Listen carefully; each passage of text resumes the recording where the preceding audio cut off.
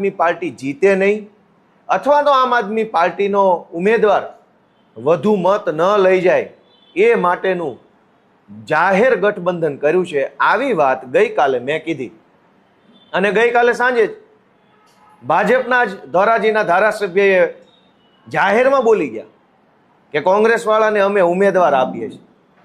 જે વાત આમ આદમી પાર્ટીના પ્લેટફોર્મ પરથી મેં સવારે કીધી એ જ વાત સાંજે ભાજપવાળાએ કન્ફર્મ કરી। અમે ઘણા સમયથી કહીએ છીએ કે કોંગ્રેસ ચૂંટણી નથી લડતું, કોંગ્રેસમાંથી ભાજપના માણસો ચૂંટણી લડે છે। યા તો આમ આદમી પાર્ટી જીતે નહીં, યા તો ભાજપ વિરુદ્ધના મત છે એ વેડફાઈ જાય એના માટેનું ષડયંત્ર ભાજપ અને કોંગ્રેસે ભેગા મળીને ચાલુ કર્યું છે। આવું જ ષડયંત્ર વિસાવદર વિધાનસભાની પેટા ચૂંટણી વખતે કર્યું હતું કે કોંગ્રેસની અંદર ભાજપમાંથી ઉમેદવારો મૂકેલા અને આજે ફરી વખત એમને ભોપાળું સામે આવ્યું છે।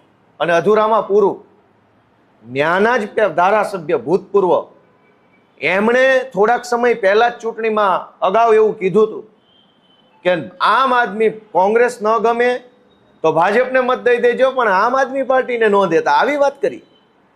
અને આજે એ જ વિધાનસભાના ચાલુ ભાજપના ધારાસભ્યએ પાછું ગુજરાતની અંદર જાહેર કર્યું કે કોંગ્રેસ અને ભાજપ બે મળેલા છે।